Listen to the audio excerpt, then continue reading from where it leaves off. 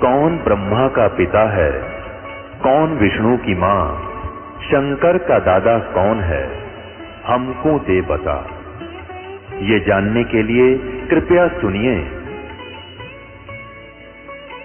जगत गुरु तत्वदर्शी संत रामपाल जी महाराज के अमृत वचन सर्व पवित्र धर्मों के पवित्र शास्त्रों के आधार पर।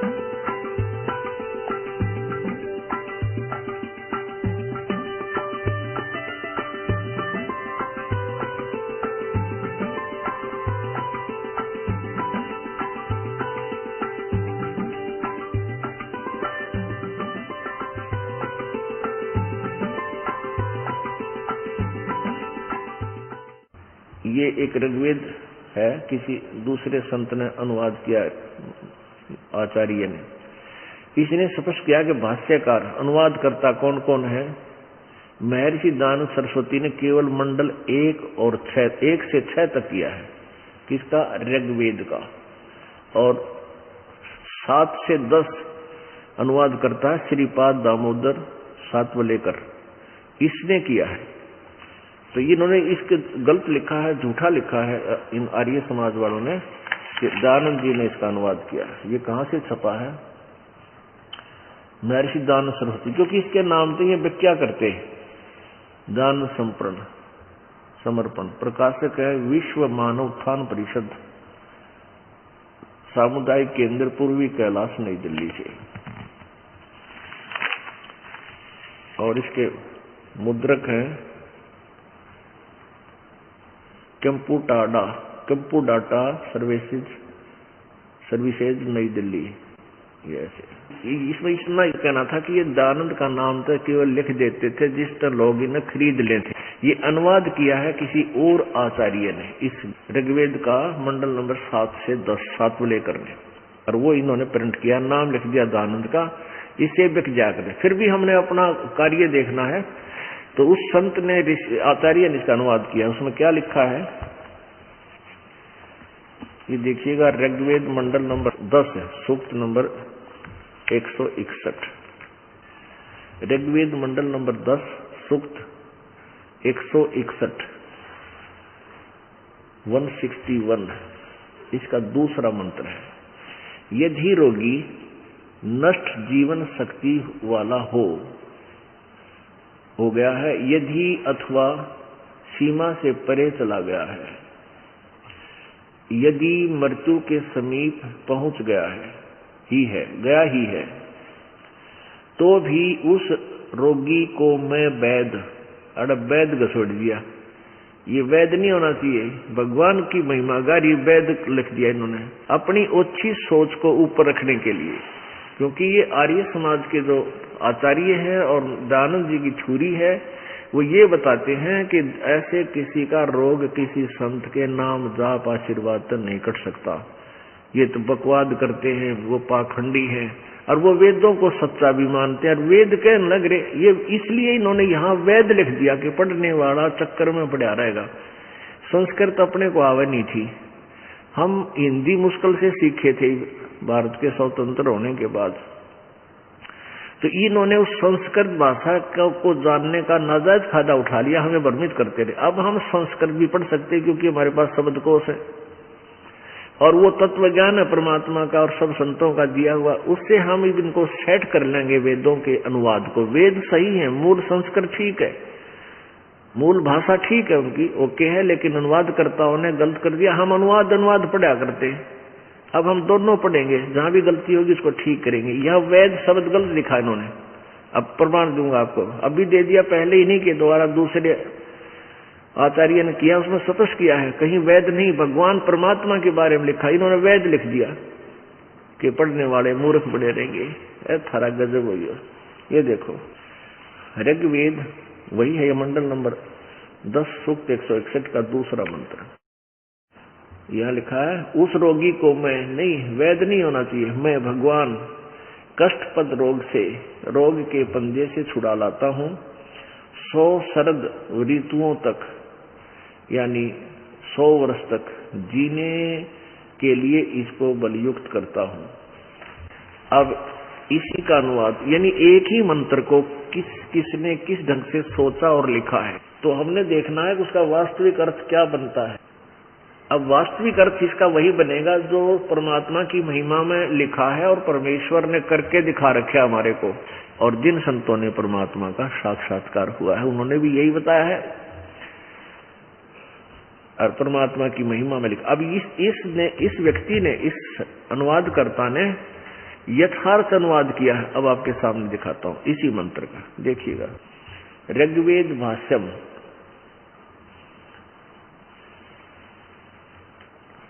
भाष्यकार 1 से 6 मंडल तक तो महर्षि दानव सरस्वती और श्रीपाद दामोदर सातवलेकर, ये 7 से लेकर 10 यानी शेष इसने किया है। इन्होंने ये कहां से छपा भी आपको दिखा दिया था।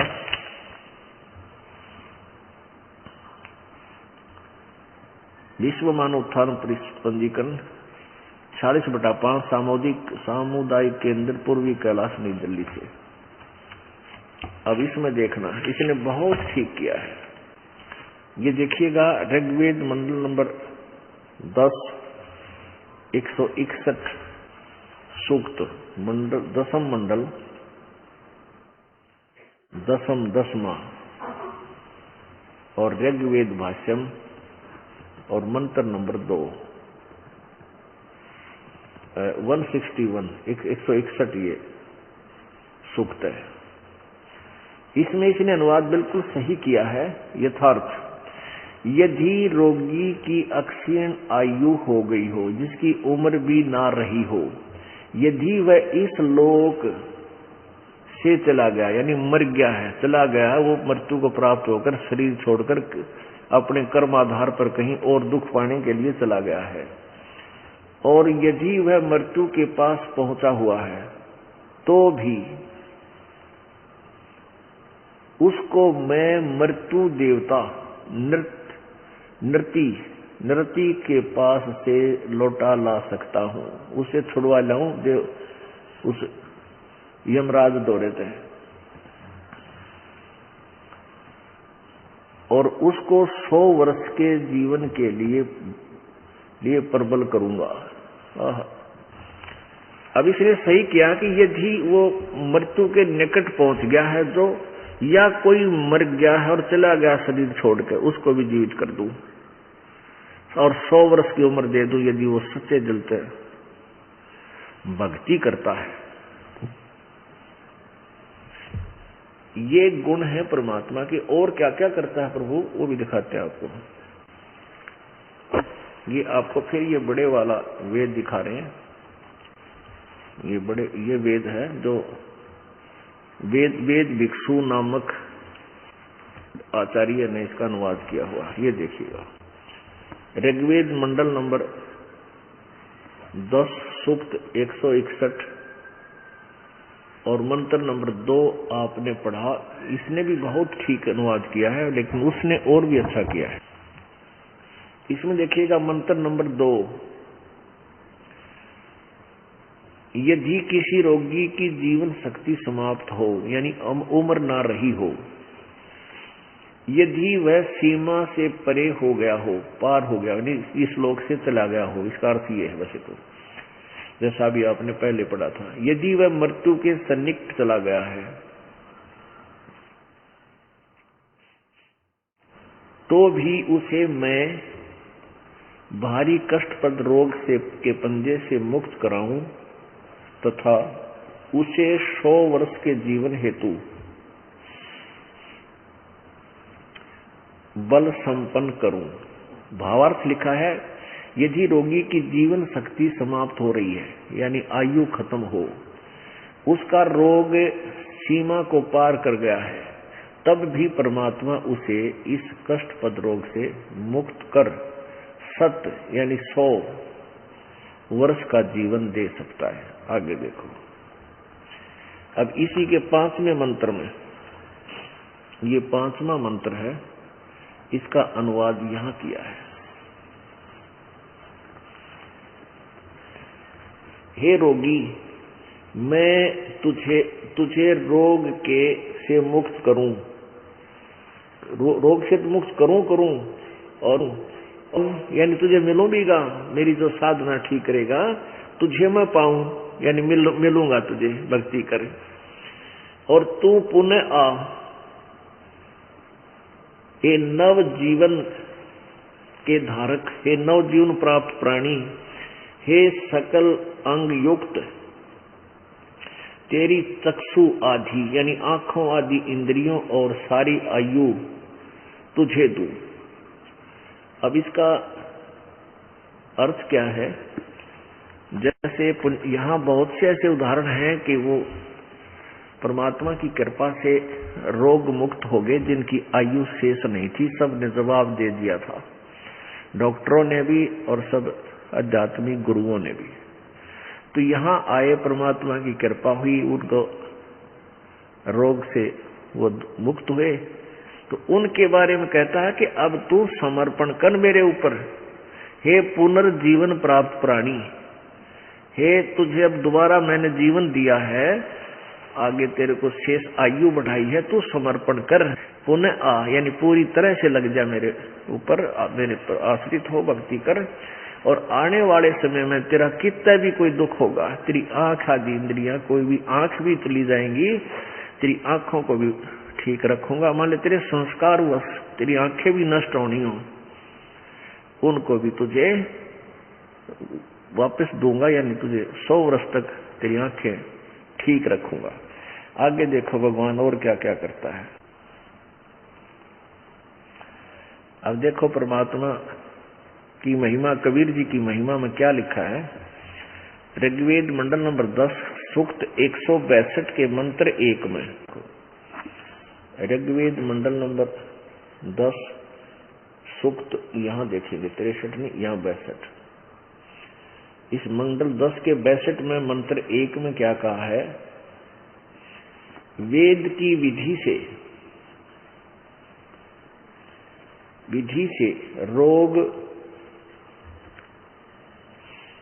कीट आदि कारण का नाशक अग्नि दीपक औषधि नहीं, ये थोड़ी सी अनभिज्ञ थे। यहाँ रक्षोहा अग्नि, अग्नि माने परमेश्वर, रोग के से रक्षा करने वाले परमेश्वर इस देह से उस रोग को भगाए जो दुर्नमा, अथवा अग्नि के भगावेगी दुर्नमा रोग तेरे गर्भ और वह योनि में गुप्त रूप से प्रकट हुआ।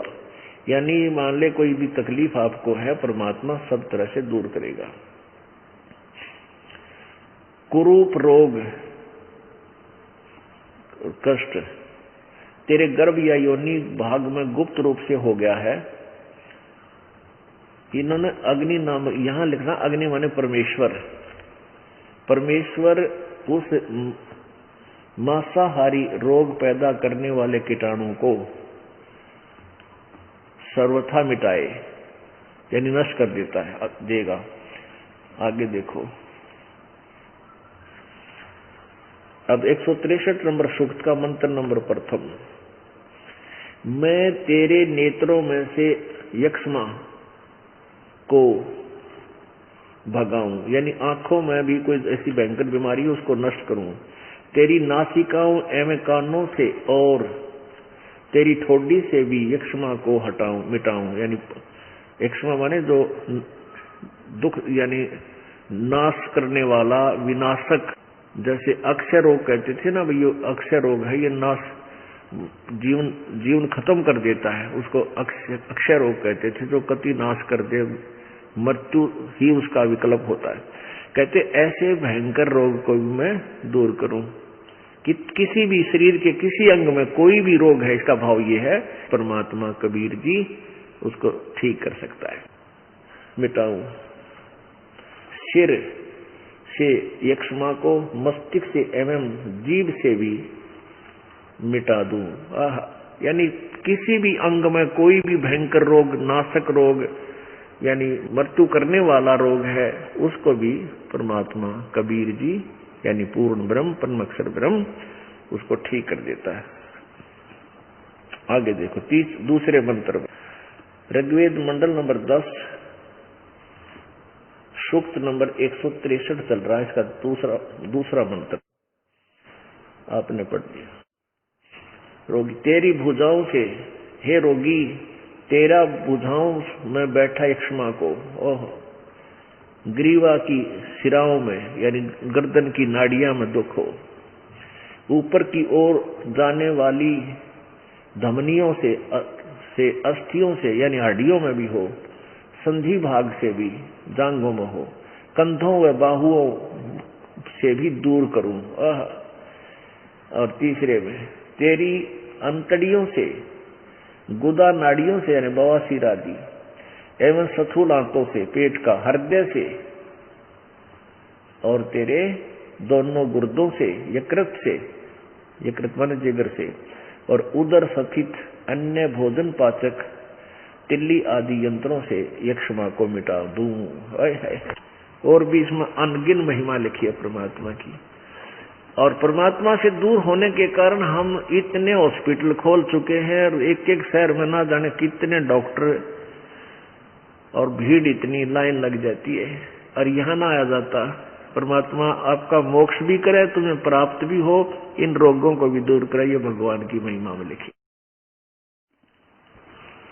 तो इसका कारण क्या है? इसका जो मूल कारण है, ये नकली संत हैं जो परमेश्वर तक नहीं आने देते। जैसे स्वयं परमात्मा कबीर जी आए थे, तभी भी नकली गुरुओं ने इन प्यारी आत्माओं को अपने भगवान तक नहीं जाने दिया। विरोध करते रहे, कबीर झूठा है, कपटी है, ये हमारे धर्म के विरुद्ध बोलता है, जबकि धर्म के विरुद्ध वो खुद बोल रहे थे, क्योंकि वे वेदों और गीता जी और पुराणों के विरुद्ध ज्ञान हमें दे रहे थे। पुण्यात्माओं, ये सौभाग्य है आपका, हम सभी का, कि परमेश्वर ने स्वयं आकर के हमें ये ज्ञान प्रदान किया। अब ये जो 5 दिन का समागम चल रहा है, ये फाल्गुन सुदी द्वादशी, फाल्गुन उतरते की द्वास, इस दिन परमेश्वर वो दयालु भगवान कबीर देव, कबीर साहब, कबीर दुल्हा, कबीर धानक अपने सतलोक से चलकर अपनी प्यारी आत्मा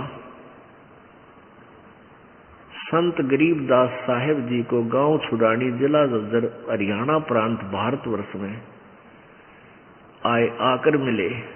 जब उस समय संत गरीबदास जी साहेब की आयु 10 वर्ष थी। और पुण्यात्माओं, जब परमात्मा यहाँ नहीं आते, अपनी प्यारी आत्मा को अपना गवाह ना बनाते, तो हमारे जैसे तुच्छ बुद्धि जीव कभी भी भगवान के ज्ञान को समझ नहीं सकते, क्योंकि हम उस लोक वेद को इतना ग्रहण कर चुके थे, उस पर इतने आरूढ़ हो चुके थे। हम ब्रह्मा विष्णु महेश जी के विषय में ये सुनना पसंद नहीं करते थे कि इनका जन्म मृत्यु होता है। जबकि परमात्मा परमेश्वर कबीर जी ने 600 वर्ष पहले बताया था कि इसके माता पिता हैं, ये नासवान हैं, ये पूर्ण परमात्मा नहीं है। तो उस समय उन नकली संतों ने, गुरुओं ने, ब्राह्मणों ने कबीर परमात्मा का इतना विरोध किया कि जनता को भ्रमित करके अपने ही पिता के शत्रु बना दिए। मारो इसका, पत्थर मारो, ये झूठा है, कपटी है। अब वही रिहर्सल अब की गई 12 जुलाई 2006 में, क्योंकि उन नकली आचार्यों की पोल खोल दी दास ने, नकली गुरुओं की, मंडलेश्वरों की, कि इनके पास बिल्कुल ज्ञान नहीं है, ये थोथे हैं।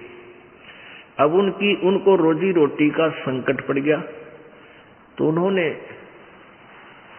यही चाल चली जो परमेश्वर के साथ चला करती, जनता को भ्रमित कर दिया, वो तो गुंडा है, बदमाश है, देवी देवताओं को छोटा बताता है, इनकी पूजा छुड़वाता है। यानी जो भी दाव लगा जनता को भ्रमित करने का वही किया और क्रोथा आश्रम पर आक्रमण करवा दिया। उनका उद्देश्य यह था कि इतना बदनाम कर दे रामपाल को कि जनता इसके नाम से नफरत करे, कोई इसके पास जावे नहीं और तुम्हारी पोल ना खुले ताकि इसका प्रचार बंद हो जाए। अब ये प्रचार तो कबीर जी का चलाया हुआ, इस दास का नहीं है। दास चलाता तो पहले चला लेता, मतलब कृष्णपंथी था, श्री हनुमान जी का, हनुमान का पुजारी था, राम कृष्ण और शंकर और विष्णु जी का पुजारी था, बाबा श्याम जी का पुजारी था।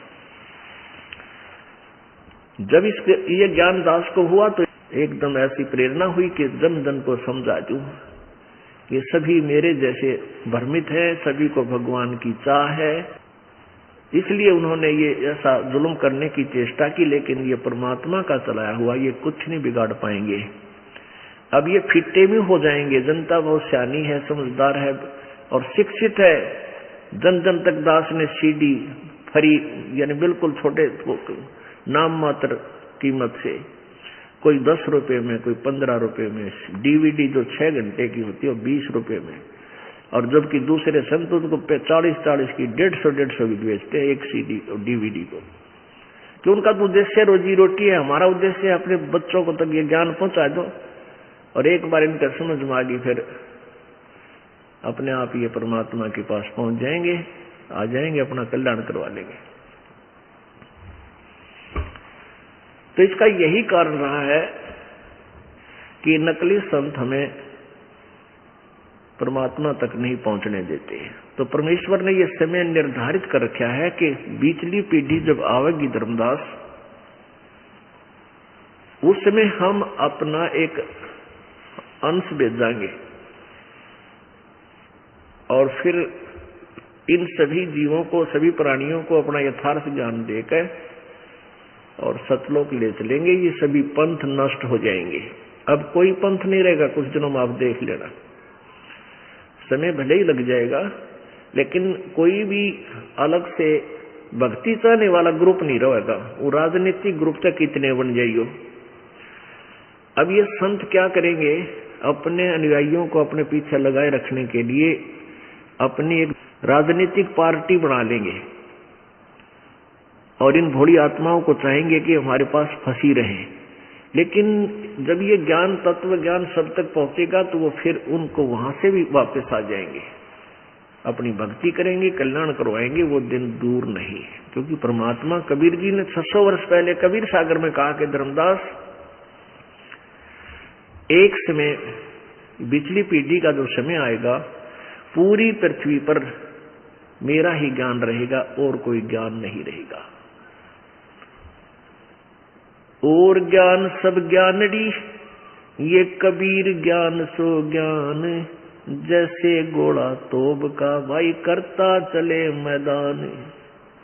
और ज्ञान सब ज्ञानड़ी, और कबीर जी का ज्ञान ये तत्व ज्ञान है, ये ज्ञान सो ज्ञान, ये ज्ञान है वास्तविक।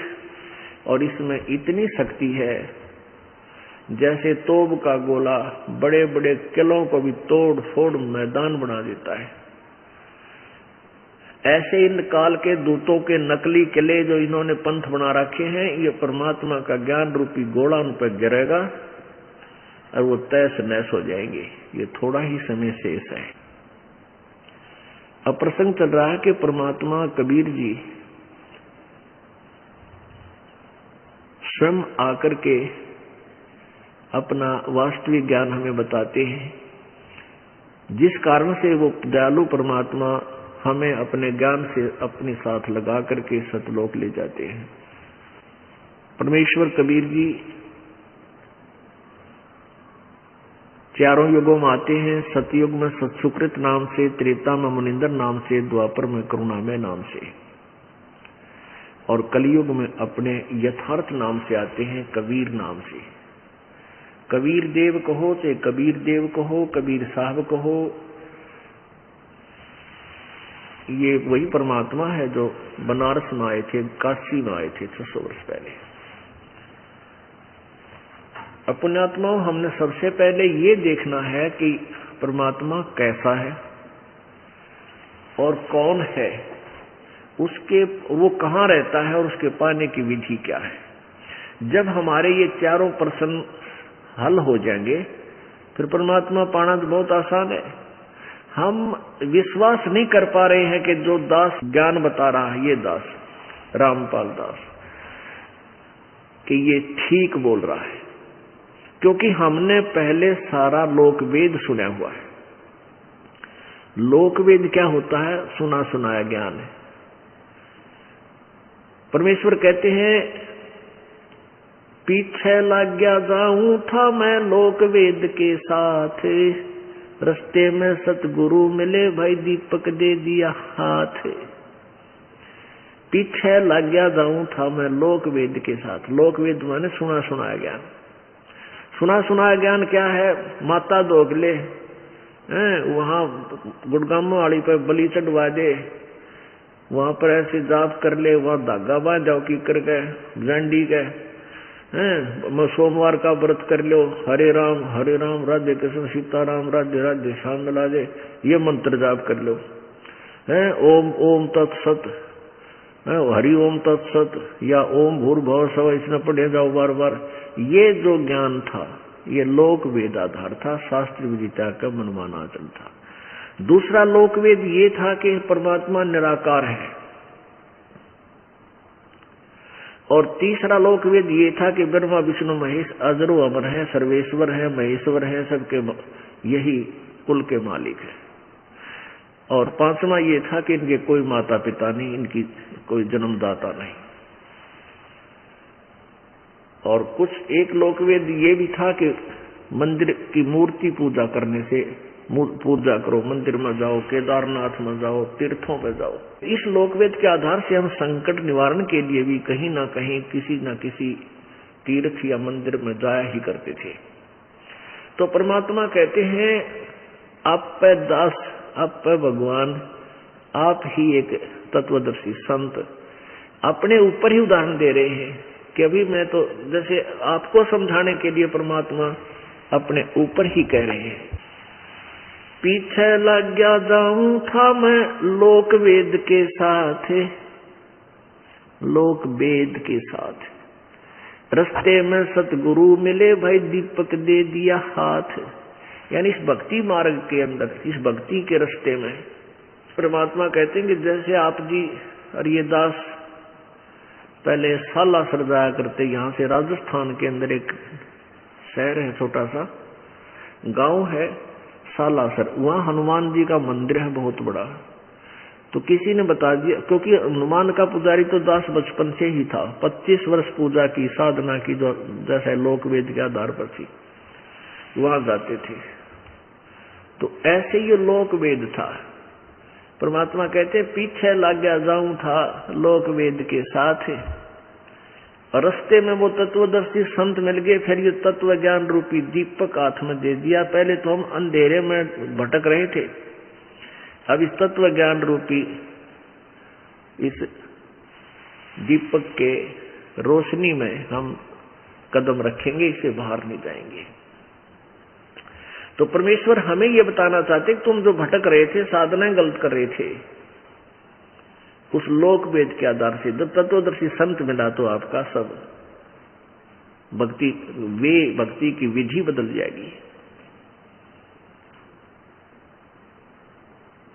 परमात्मा हमें यही याद दिलाना चाहते हैं कि पर्वत पर्वत में फिरा और कारण अपने राम, राम जैसे संत मिले जिन सारे सब काम। अब लोकवेद के आधार से हमने ये सुना हुआ है कि परमात्मा निराकार है, और हम जैसे विष्णु जी की पूजा करते थे, शंकर जी की पूजा करते थे, मूर्ति सामने होती थी, और फिर भी कहीं डिस्कस होती थी भक्तों में, तो कहते थे भगवान भाई कैसे मिले भगवान, तो कहते मेडिटेशन करा भाई, घनी घनी देर तक साधना करा। और फिर भगवान कैसा है कि भगवान तो निराकार है, वो किसी ने मिला ही नहीं, फिर मेडिटेशन किस लिए करें जब भगवान निराकार है और मिल ही नहीं। एक ना भूला दो ना भूली, भूली सब संसारी, सारा संसार भूल रहा है। अब जैसे एक समय एक शेख फरीद नाम के एक मुसलमान भक्त परमात्मा की तरफ में घर त्याग कर चला गया। पुण्यात्माओं, पिछले जन्म जैसे आज 600 वर्ष पहले 64 लाख से कबीर परमात्मा के हुए थे। कुछ ऐसी पुण्यात्माएं थी जो भगवान की दिए गए ज्ञान को, नाम को भक्ति करते रहे और विमुख अवश्य हो गए थे, क्योंकि लोग लाज ना आके तो वो भगवान से दूर हो गए, गुरुद्रोही नहीं हुए थे। तो वो फिर क्या होते, अगले जन्म उनके होते हैं। और पूरी पृथ्वी पर हम एक ही पिता की संतान हैं। पहले कोई मजहब नहीं था। आप द्वापर युग का इतिहास देख लो, उसमें ना कोई हिंदू था, ना मुसलमान, ना सिख, ना ईसाई, कोई धर्म था ही नहीं। तो हम सभी पूरी पृथ्वी के जितने भी प्राणी हैं, हम एक ही पिता की संतान थे, एक ही हमारे आपस में रले मिले संस्कार हैं। इस आधार से उन व्यक्तियों का जन्म माने नाइजीरिया में हो जाए, अफ्रीका में हो जाए संस्कार बस, वहां वो सोच भी नहीं सकते भगवान के बारे में। खावा मांस का अचार बोलना बिरानी भाषा किसी उन्हें फिर समझावा कि ऊपर वहां जाके, तो ऐसे बात बिगड़ती रहती है। तो इस शेख फरीद जी पिछले पुण्यकर्मी प्राणी था और बचपन से इसमें मालिक कहते हैं, जो जन मेरी शरण है, कबीर भगवान कहते हैं, ताका हूं मैं दास और गेल गेल लाग्या फिरूं जब लग धरती आकाश। जो बच्चा गौ की नजर में न्यू साईं को संत और भक्तों के पीछे फिरा वो भगत वत्सल भगवंत। शेख फरीद जी छोटे से थे, 4-5 वर्ष के, और शरारती गणे थे वह। उनकी माताजी दुखी हो जाती थी, वो इतनी शरारत करा करता। उसने सोची कैसे तो ना इसको सेट करूं। पहले पढ़ाई पढ़ाई तो है नहीं करती, आजकल की तो माताएं भेज दें, काख में देकर थैला भेज दें, सुबह शाम ना हो बालक, वो टीचर आप खिलाएं जाए, आप रखे वहां पर, छोटे छोटों को भेज देते। एक और नर्सरी चल पड़ी, एक और बिल्कुल बालक खिलाने का महकमा चल पड़ा, बाल बच्चे रखने वाला। उसमें ऐसा नहीं था। तो वो अब बच्चे को कहने लगी, बेटा तू नमाज करा करे। वो कहने लगा, मैं क्यों करूं नमाज, मुझे क्या मिलेगा नमाज से। अब वो खजूर बहुत खाता था रुचि से, उसका फेवरेट फ्रूट था, ड्राई फ्रूट। उसकी माँ बोली कि बेटा अल्लाह तुझे खजूर देगा। सच माँ? हाँ सच बेटा। कैसे करूं बता मुझे। माँ ने एक कपड़ा बिछा दिया और उस पर कह दिया तू लौट जा और ऐसे मत्था टेक ले लेट कर भगवान के लिए, और यूं कहता रहा, अल्लाह मुझे खजूर दे, अल्लाह मुझे खजूर दे। और जब तक मैं ना कहूं तो आंख मत खोलिए। अच्छी बात। अब उसको कह दिया कि वो बिछा दिया उसका कपड़ा और वो लग गया अपने मत्था टेक कर, आंख मीच कर लौट कर, अल्लाह खजूर दे, अल्लाह खजूर दे। इतने माँ ने सारा काम कर लिया। 1 घंटे फिर वो थोड़ा सा पहले जाकर के एक पत्ते में खजूर रखाई, 4-5 उसके आसन के नीचे, कपड़े के नीचे रखाई। और वो उठकर माँ बोली, भाई खोल दे आँखियां। जब काम पूरा हो लिया माँ का, घर का घरेलू कार्य, उसने आंखें खोली और उठकर चल पड़ा। देखा उसने कहीं खजूर तो नजर नहीं आया। कहने लगा, माँ तो बहुत झूठी है, मैं आज के बाद कतई नमाज नहीं करूं, अल्लाह ने कोई खजूर नहीं दिया मेरे को। माता बोली, बेटा ऐसे नहीं बोलते, भगवान सब कुछ देता है। देख तेरे कपड़े के नीचे पाजा शायद रखा होगा कहीं ना कहीं। उसने कपड़ा उठा के देखा, खजूर दे, कूदर खावे। ओहो हो माँ, अब फिर बता कब करनी है नमाज। अब शाम के समय जब माँ ने फिर काम होया, जब फिर बिछा दिया कपड़ा उसका अकेले, तो नमाज कर ले। और वो चुपके से दरिया हुआ उसका नीचे खजूर। अब एक दिन माँ भूल गई, इको शाना हो गया, अब पर कपड़ा बिछावर लग गया करने। एक दिन माता भूल गई उसके नीचे खजूर रखना, और वो उठा, जब माँ ने देख लिया वो हुआ तो यो निकम्मा उठ लिया, और ये आज खजूर रखा नहीं, फिर तंग करेगा, और वो खजूर खाता हुआ आ रहा है। माँ बोली रे खजूर कहाँ से लाया? कि माँ अल्लाह डेली देता है मुझे। माँ बोली रे आज किसने दिया यू? कहने लगा अल्लाह ने। माँ तो हैरान हो रही, और वो खजूर खावे कि बेटा सचमुच बता कहाँ से लाया? आके देखिए यहाँ रखा था। ओए होए, कहने का भाव ये है कि परमात्मा यहाँ तक भी मदद करता है कि कहीं इस बच्चे का भगवान से आस्था ना हट जाए, नास्तिक हो जाए, इस तरह की भावना का बालक था, लेकिन था पिछला पुण्य संस्कारी। तो कुछ दिनों के बाद इसी प्रेरणा से, क्योंकि परमात्मा की चाह थी, उसको घर त्याग दिया और फक्कड़ फकीर बन गया। और ऐसे ही भटकता हुआ उन मुसलमान फकीरों संतों के पास जाता रहा। लास्ट में एक बहुत सुप्रसिद्ध संत था कि वो बहुत सिद्धि युक्त है, उसके पास पहुंच गया, तपस्वी था। अब उस संत ने शेख फरीद जी को जैसा भी मार्गदर्शन किया, उसने उसका तय दिल से पालन किया, क्योंकि जिनको भगवान चाहिए वो पीछे नहीं हटते। जैसे डॉक्टर जैसी भी औषधि देता है मरीज को, मरीज तो खाएगा, तेरा रोग कट जाए। वो रॉन्ग है या राइट है, वो उसका दुर्भाग्य है कि किसी गलत वैद्य का फंस गया। वो बहुत ही नम्रता से और बहुत ही समर्पण भाव से गुरु जी की आज्ञा का पालन करने लगे। वहां 8-10 शिष्य रहते थे उस आश्रम में जहां वो संत रहता था। तो उन्होंने क्या कर रखा था, जैसे प्रतिदिन सोमवार को इस भक्त की ड्यूटी है जो गुरु जी की सारी सेवा करेगा, सुबह नवावेगा, कपड़े धोएगा, रोटी खवावेगा, खाना बनावेगा, और हुक्का पिया करता वो उनका गुरुजी, और इसके हुक्का भरकर हुक्का पिलाओगा। यानी पूरे दिन की सेवा एक की बांट दी थी। और उन समर्पण भाव को देख करके शेख फरीद से वो संत अधिक प्यार करता था। यानी जहां भी कोई बात अधिक होती थी उसी को से सराय लेता था, उसी से करने को कहता था। कुछ दिनों के बाद वो आश्रम में रहने वाले दूसरे भक्तों में ईर्ष्या होगी कि गुरु जी तो इसको ज्यादा पसंद करते, इसको नीचा दिखाओ। एक दिन क्या हुआ, वर्षा का मौसम था। एक दिन उसकी ड्यूटी जब आई तो दूसरे भक्तों ने ईर्ष्यावश उसको नीचा दिखाने के लिए क्या किया कि वो हुक्का पिया करता गुरु जी, और खाना खाने के तुरंत बाद वो हुक्के की डिमांड करता था। जब 2 मिनट लेट हो जाता सेवक डंडा रखा करता, उसको पहले तो 5-4 डंडे ठोकता, इतना क्रोधी था। क्यों? तपस्वी में क्रोध कुदरती बात है, ये तो नरे बम्ब बने हैं। तो उसका डंडे मारता 5-7, और कई दिन सेवा नहीं देता था उसको। तो उन्होंने ये सोचा कि इसके साथ ऐसा करेंगे कि गुरुजी नाराज हो जा। जो ही उसने एक अग्नि चार कर देते थे, पहले हुक्का भरने की अलग से आग चार करते थे, तो उसने आग चार कर दी।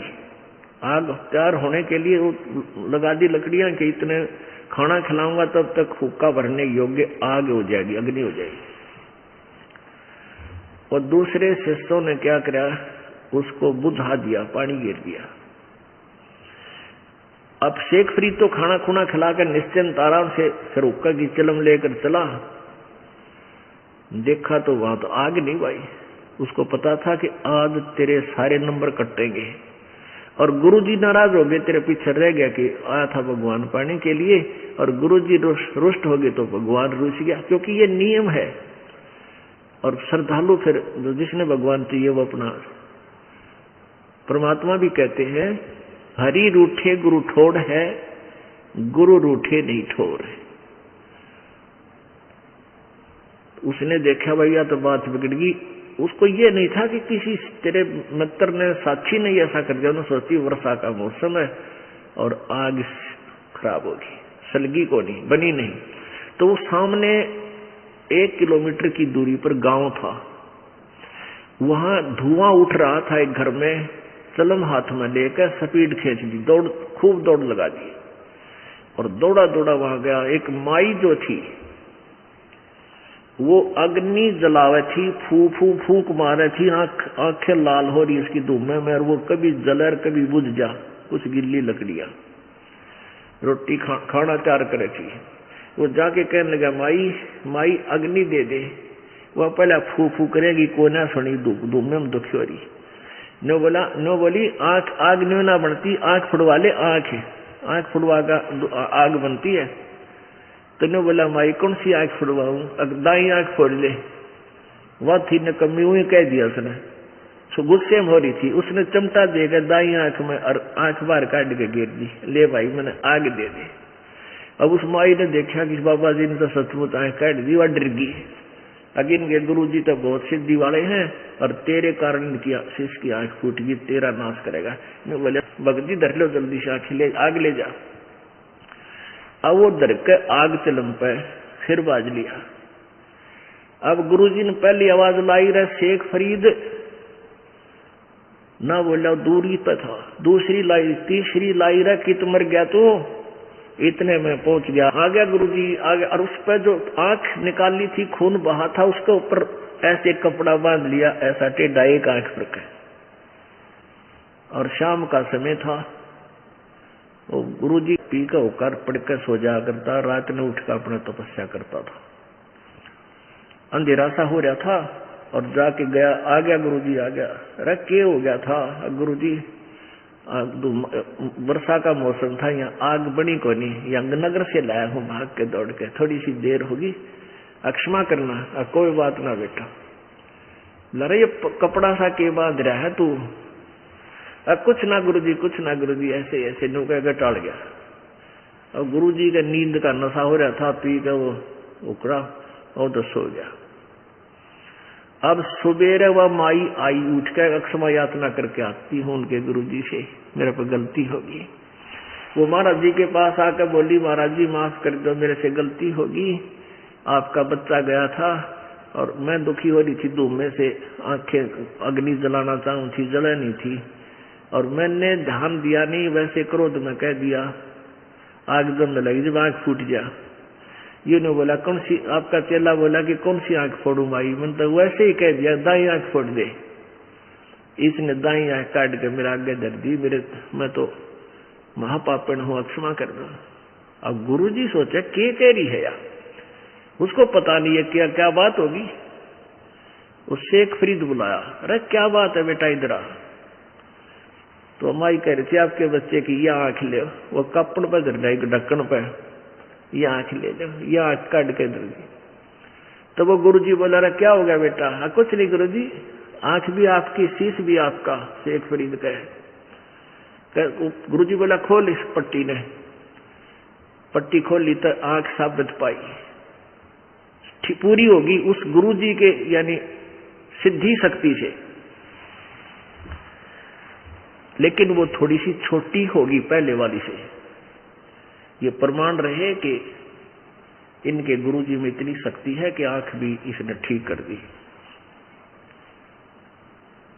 अब पुण्यात्माओं, इस कथा का निष्कर्ष ये है, चलेगा भी आगे, कि वो गुरु इतने सिद्धि युक्त थे जिसने आंख भी ठीक कर दी, ओके कर दी।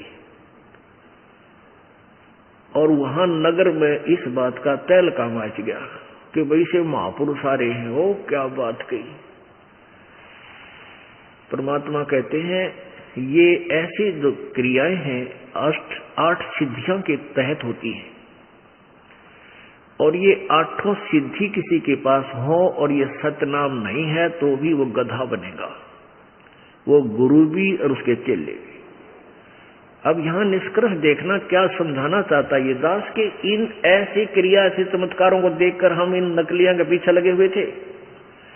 अब क्या होता है कि कुछ दिन के बाद गुरु जी का देहांत हो गया और वहां आपस में ये नकली लोग होते हैं, उस संपत्ति के ऊपर प्रभुता के मारे आपस में झगड़ा करने लगे। वो परमानेंट शेष थे। तो शेख फरीद ने सोचा अपन दबे परमात्मा पाना है। गुरुजी ने बता रखा बेटा तपस्या कर घोर, क्योंकि जिसने जिसा बेरा उसी ही ज्ञान दे दिया। चेला फिर उसका आरूढ़ होगा क्योंकि गुरुजी ने कह रखा। तो घोर तपस्या करता हुआ उसने सोची भगवान पाना है, वह घोर तपस्या से मिलेगा, गुरुजी कह रहे। उसने अन्न खाना छोड़ दिया, सारा दिन में एक आध थोड़ा बहुत खावे अन्न, और फिर एक कुएं में उल्टा लटकन लग गया। अब कुएं में उल्टा लटक जाता था, पैर ऊपर बांध लिए रस्से के, यानी कोई वृक्ष के नीचे कुआं था, उस कुएं के उस पेड़ का रस्सी बांध के और नीचे उस कुएं में लटक जाता और एक बार बाहर आ जाता। थोड़ी बहुत देर धूप दाप लगाता, बाहर बैठ के ताजी हवा में। 12 वर्ष तक ऐसी क्रिया करता रहा और अंत में इतना वीक शरीर हो गया, कमजोर हो गया कि मांस कहीं शरीर पर नहीं, अस्थि पिंजर रह गया, हाड दिखाई दे और लेटा हुआ था बाहर ऐसे। इतने में कौवे आ गए। उन्होंने सोचे ये मानस मर गया, व्यक्ति मर चुका है और इस पर शरीर पर तो कितना मांस है कोई नहीं, इसकी आंख निकाल लें, ये खाएंगे। माथे पाकर बैठ गए वे। तब शेख फरीद ने कहा कि हे भाई कव्यो, मेरी आंख मत खाओ, मेरे शरीर पर मांस कहीं भी तुम्हें मिला वो मांस खा लो, मेरी आंख छोड़ दो, हो सकता है मुझे परमात्मा दर्शन दे दे। यूं कह के रोने लग गया और वो आवाज सुनी तो वो कौवे उड़ गए कि तो आदमी जीव है। तो उसने फिर पैर धीरे धीरे सरक के रस्सा बांध ही रखा था और फिर कुएं में लटक गया और बुरी तरह रो रहा है, फूट फूट कर रोया और कह रहा है कि अल्लाह ने दीदार दिया नहीं और शरीर का अंत निकट आ गया, अब क्या बने प्रभु, परमात्मा के दर्शन हुए नहीं। ऐसा बुरी तरह रो रहा है। वो कबीर परमात्मा, वो अल्लाह अकबर, वो अल्लाह कबीर आया चल के वहां से, वहां प्रगट हो गए उस कुएं के ऊपर और उस रस्से को पकड़कर जिसको बांध कर नीचे लटका हुआ था उसको ऐसे खींचने लगे ऊपर। अब पहले शेख फरीद जी ऐसे लटका करते थे तो गडरिये, ये ग्वाले या पाली भेड़ बकरियां चराने वाले शरारत कर जाते थे, उसका रस्सा पकड़ के और ऐसे हिला देते, छोड़ देते थे। शेख फरीद कदे इधर लगे कुएं का जाके, कभी इधर लगता था, कभी ऐसे करके अपने जान बचाता था बेचारा। तो उसने सोचा आज फिर कोई शरारती आ गया और इसने तो बाहर निकाल लिया, ये भी वो कूटा छेती करेगा। जब उसने नौका न्यू बाहर निकाल लिया, कभी परमेश्वर ने ऐसे रस्सा पकड़ा, नीचे लटका हुआ था, वो नीचे हाथ जोड़ कर बोला भाई मुझे ना छेड़े, मुझे तंग ना कर, मुझे अपनी साधना करने थे। परमात्मा बोले क्या कर रहे हो भक्त आप? भाई मैं परमात्मा पाने के लिए साधना कर रहा हूं। परमेश्वर ने कहा भी परमात्मा कैसा है, परमात्मा कैसा है, अल्लाह कैसा है? शेख फरीद कहता वो तो बेचून है, वो तो निराकार है। परमात्मा बोले रहा जो निराकार है तो उसने देखेगा क्यों कर तू? अब भले आदमी कह के रहा हर कर क्या रहा है, परमात्मा के दर्शनार्थ अल्लाह के दीदार के लिए तो तू पांव पीट रहा, ये सब प्रयत्न करे और फिर तो अल्लाह तो निराकार है, फिर तो देखेगा टट्टू। तू बता, जो दिखने का है ही नहीं तू देखेगा के? ये था लोकवेद कि लोकवेद से सुनते रहे निराकार साधना कर उसने देखने की, कदे मेडिटेशन कर रहा है कोई किस तपस्या से उसको देखना चाह रहे हैं, प्राप्त करना चाह रहे हैं। अब कहते हैं ज्ञान कार गाम का तो चमका ऐसा लग गया करे। इतनी बात में समझ गया रे तेरा गजब हो। अक्षर परमात्मा खड़े, काल की बुद्धि हटगी वहां से। कबीर परमेश्वर विद्यमान थे वहां पे, तो एकदम बुद्धि ने काम करा रहा सच्चे तेरा गजब हो। एक तरफ तो हम उसने बेचून का निराकार है और फिर उसे देखने के लिए शरीर नष्ट करने लग रहे। पैर पकड़ दिया उसने, न्यू का न्यू नीचे के नीचे लटके हुए ने कबीर परमेश्वर के चरण पकड़ लिए। उसने ये सोचा कि ये अल्लाह नहीं है तो अल्लाह का जानकार खास है, बाखबर है। कहने लगा, भाई भैया आपकी बात हे महात्मा बहुत दम रखती है, बहुत वजन है, मेरी तो आपने चौंध तोड़ दी, अज्ञान हटा दिया। फिर उस कैसा है परमात्मा? प्रभु ने कहा, परमात्मा मैं ही परमात्मा हूं, मैं तेरे सामने खड़ा हूं। हाँ, जब उसने कहा था, पहले यही प्रसंग हुआ था, थोड़ा सा गलत हो गया। परमेश्वर ने कहा था कि शेख फरीद तू क्या कर रहा है यहाँ पर, क्या कर रहे हो भाई आप साधक? कि मैं परमात्मा के दर्शनार्थ दीदार के लिए साधना कर रहा हूं। तो कबीर परमात्मा ने कहा था, मैं हूं वो अल्लाह अकबर, मैं अल्लाह अकबर हूं। तो उसने कहा था, भाई बकवाद ना करे तू, परमात्मा दिखाई नहीं देता, परमात्मा तो निराकार है। तो परमात्मा कबीर जी बोले, फिर तू धारने है, जब निराकार है तो कोई खड्डे में लटक रहा है नालायक, तो देखेगा कैसे उस निराकार को तू? तब उसकी आंख खुली, रख तेरा गजब, ये सचमुच निराकार का तू दीदार कैसे करेगा? बता मुझे कौन सी विधि है तेरे पास? हाँ ये तो बात ठीक है, निराकार तो दिखा ही नहीं, फिर क्यों डरे डोरा? तब उसने पैर पकड़ दिए कि मुझे एक रास्ता बता दे। परमात्मा बोले, आजा मैं तुझे विधि बताऊंगा, उस विधि से प्रभु प्राप्ति होगी। पुण्यात्माओं, हम इस लोक वेद के आधार से अटके हुए थे, किसी के पास कोई ज्ञान नहीं था, सभी परमात्मा की तरफ में लगे हुए थे। अब परमेश्वर ने बताया कि जो कुरान शरीफ में, आपकी कुरान शरीफ में लिखा है कि वो परमात्मा साकार है, क्योंकि इंसान का जब तक विश्वास दृढ़ नहीं होगा वो भक्ति नहीं कर सकता। अब कुरान शरीफ को तो मुसलमान धर्म के ये जो है ना फकीर लोग कंठस्थ याद किए हुए होते हैं। तो परमात्मा ने बताया कि सूरत फुरकानी 25 आयत नंबर 52 से 59 तक ऐसे ऐसे ऐसे लिखा है। वो कहने लगा, हाँ हाँ हाँ हाँ बिल्कुल बिल्कुल ऐसे लिखा है। तो फिर उसकी बाखबर किसी उस पूर्ण परमात्मा ने 6 दिन में सृष्टि रची और 7वें दिन तख्त पर जा बैठा, तो निराकार हुआ साकार। निराकार का उस तख्त पे के बैठे जो बेचून है। तो कहने लगे, हाँ ऐसा ही लिखा है। तो पुण्यात्मा आपको वो पवित्र कुरान शरीफ से आपका साक्षात्कार कराते हैं। ये देखिएगा पवित्र कुरान शरीफ, पवित्र कुरान शरीफ, इसके विषय में लिखा है, यह वह इलामी किताब है, यह वह किताब है जिसमें कोई संदेह की गुंजाइश नहीं, कोई संदेह नहीं। यानी इसमें जो लिखा है मुसलमान धर्म कहते हैं हमें यह फाइनल है। ये इसका नंद कुमार अवस्थी ये रूपांतरकार है। शास्त्रीय अरबी पद्धति पर नागरी लिपि में, अरबी भाषा से ये नागरी लिपि अरबी भाषा में लिखी हुई थी, तो हिंदी भाषा में इसका अनुवाद किया गया है। शेरवाणी संस्करण।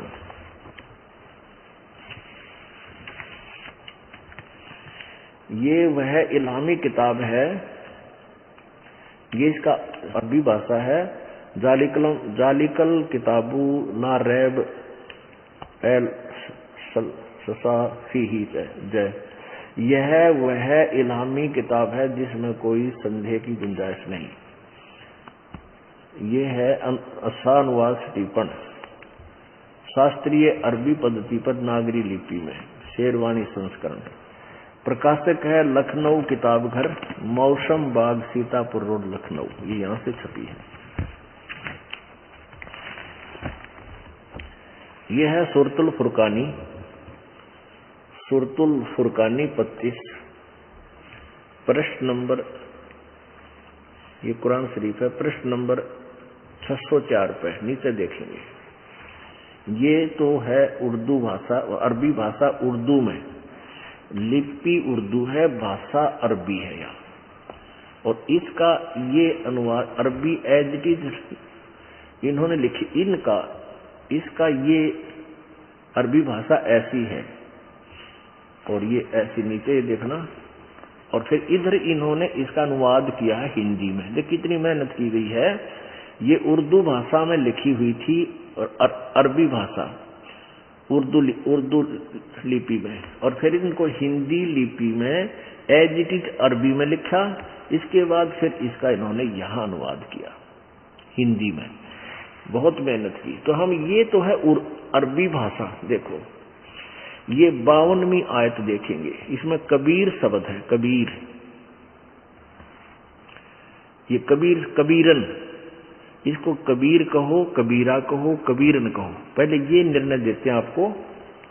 ये तो आपने कुरान शरीफ देखा, ये कुरान मजीद है, यानी रूपांतर भाषांतर करते समय फर्क किया जा सकता है। कबीर, कबीरन, खबीरा। अब देखो ये कुरान मजीद है, तो उसमें विवरण सेम टू सेम है, अक्षर का भी अंतर नहीं है। ये देखो कुरान मजीद है, कुरान मजीद।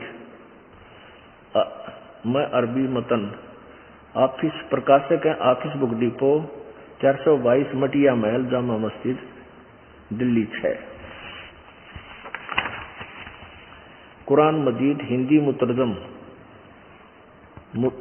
तर्जुमा यानी अनुवाद मौलाना फतेह मोहम्मद खान साहिब जालंधरी। तसही मौलाना अब्दुल मजीद मरसर साहिब, प्रकाशक है Farid book depot private limited, नई दिल्ली। इतना इसमें ये वही सूरत फुरकानी है, ये सूरतुल फुरकानी, सुरतुल ये सूरत बोलते हैं, सूरतुल फुरकानी 25। इसमें प्रश्न नंबर है 576। और यहाँ देखो इसमें वही है जो का त्यों, कोई अंतर नहीं है। यहाँ हम नीचे आएंगे। ये कबीरा शब्द है 52वीं आयत में। ये क्या है? 52वीं आयत है, फला तुतियल काफिरन व जाहिदुम बिही जिहादन कबीरा।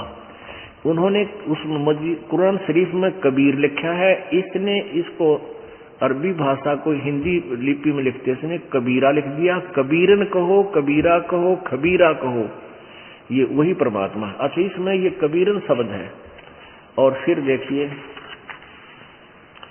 आयत नंबर 57 में, 58 में, ये 57 खत्म हुई 58 में, इसमें खबीरा